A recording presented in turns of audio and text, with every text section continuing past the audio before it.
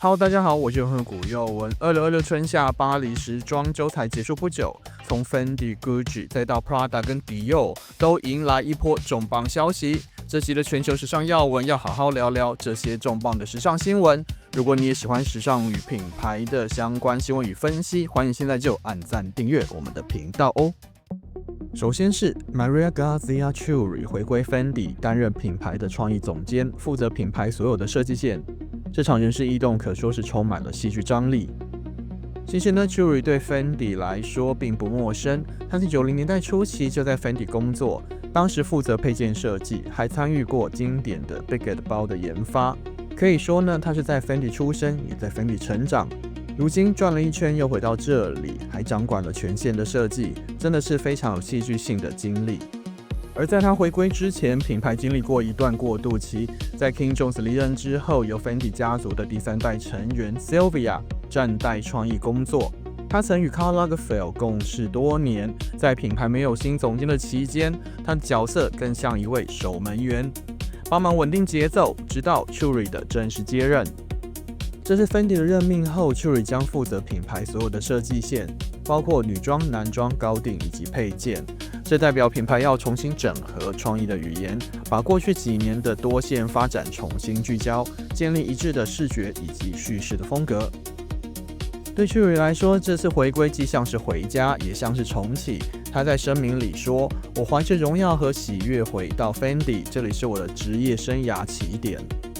在迪奥的9年期间，他以女性主义为核心，让工坊精神以及文化叙事成为时装语言。现在，他要把那样的能量以及细腻度放进 Fendi 这个以意大利工艺与奢华材质而闻名的品牌。LVMH 的主席 Bernard Arnault 在声明中表示 ，Chiuri 是当代最杰出的创意人才之一，能够结合文化、工艺与女性的视角。而 Fendi 的新任 CEO 也强调，他期待 Chiuri 为品牌注入新的创意动能，开启新的篇章。他的第一场发表秀预计会在明年2月的米兰时装周登场，推出2026秋冬系列。其实距离现在的时间并不长，中间还卡着圣诞以及新年的档期，真正能投入设计与团队整合的时间其实非常有限。尤其是 Fendi 的前任设计师 King Jones 又曾将 Fendi 导入当代潮流感的设计，所以这也让人特别好奇 Chiuri 到底会在那么短的准备期内端出什么样的新风貌呢？它会延续 Fendi 过去的路线，还是会开启一个全新的时代？这会是明年的时装周上最值得大家期待的大秀之一。而这场大秀也将是观察 Chiuri 回归后 Fendi 风格转折的关键时刻。第二条新闻呢，则与奢侈品产业的价格垄断有关。Gucci、Chloé 以及 Loewe 最近被欧盟重罚，共计1.57亿欧元，因为这3个品牌被判定违反竞争法，以不当的手段控制零售商的定价。根据欧盟委员会的调查，这些品牌对合作的精品店施加了限制，要求他们不得偏离品牌设定的建议售价，不得打过高的折扣，甚至限定什么时候才能打折，什么时候不能打折。这样的操作被认为是垄断价格的控制权，也因此违反了欧盟关于自由市场竞争的规范。而3个品牌中，凯宇集团的 Gucci 被罚的最重，高达1.197亿欧元；利丰集团的 Chloé 则是约1970万欧元，而 LVMH 的 Loewe 则被罚了1800万欧元。由于在调查的过程中态度配合，3家品牌都有获得部分的减罚。开云集团也表示，这笔罚金已经反映在上半年的财报中，显示出他们早就为这项财罚预留了空间。这条新闻的重要性不只在于罚金的金额，而是对整个奢侈品产业的警示。长期以来，品牌常以维护品牌价值为理由，严格控制价格，这样的策略在欧盟的法律上其实是踩在灰色地带。欧盟这次对3大奢侈品巨头的重罚，等于是对整个产业喊话：这种价格垄断的方式，在我欧盟可是违法的哦。虽然是奢侈品巨头的打击，但是对消费者而言，这样的财阀意味着未来在欧洲买精品可以货比3家不吃亏。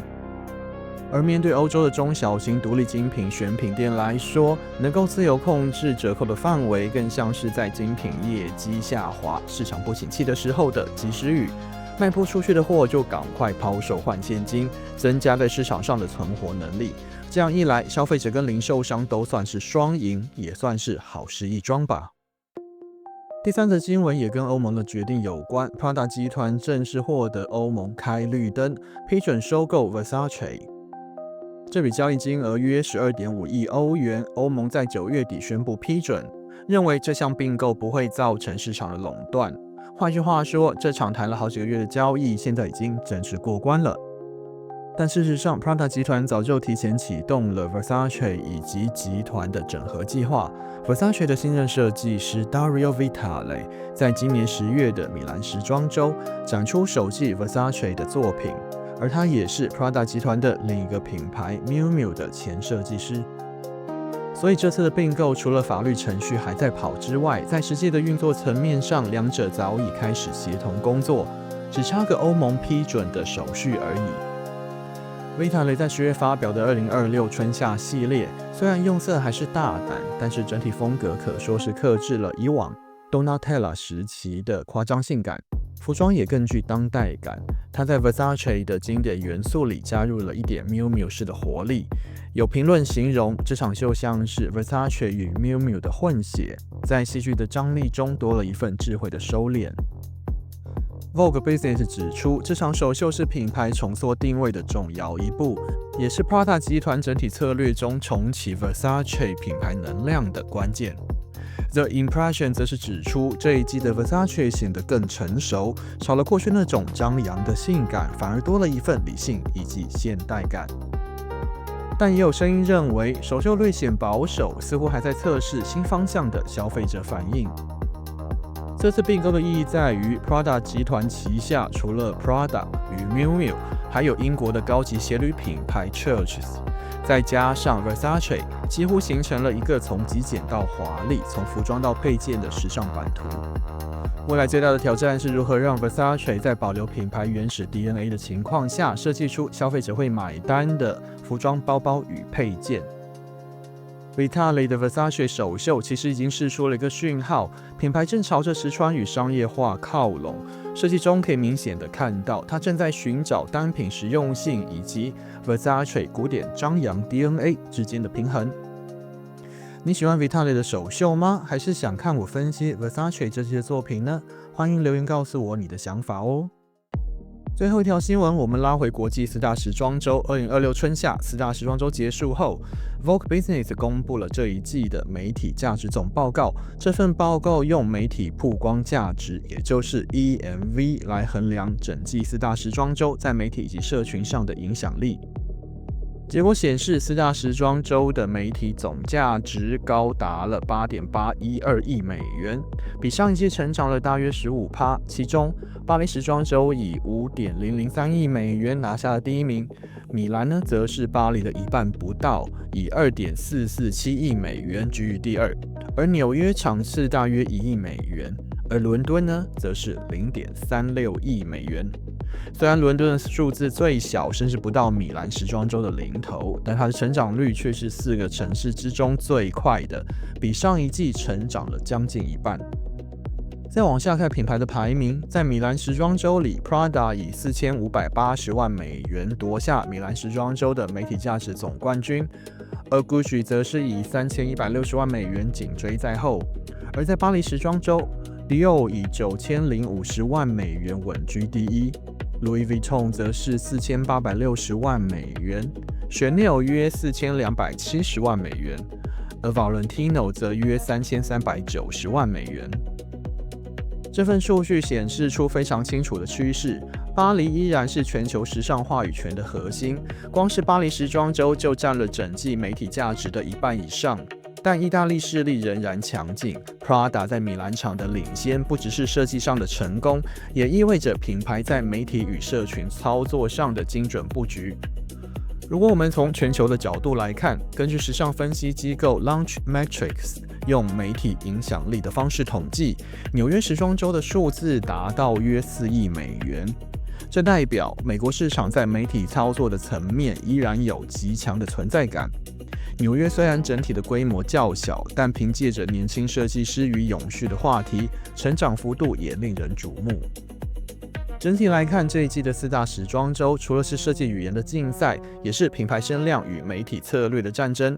Dior、Chanel、Prada、Gucci 奢侈品牌不仅在伸展台上比创意，也在社群与媒体上用各种创意与行销的方式争夺声量。而我怎么看这个结果呢？其实呀，我小时候学过广告设计，深刻的知道一件事情，也就是再怎么高的媒体价值，如果产品的设计质感与工艺品质没有办法同步的跟上，那就会应验了广告业常说的那一句话：好的广告只会让坏的产品加速灭亡。你又是怎么看这个4大时装周的媒体价值数据呢？欢迎留言跟我一起讨论哦。如果你也喜欢时尚相关的新闻与分析，欢迎现在就按赞热推，还有很重要的订阅我们的频道，结果还有我们其他的影片连结。我是有很酷古佑文，我们下个影片见 ，See you next time，拜拜。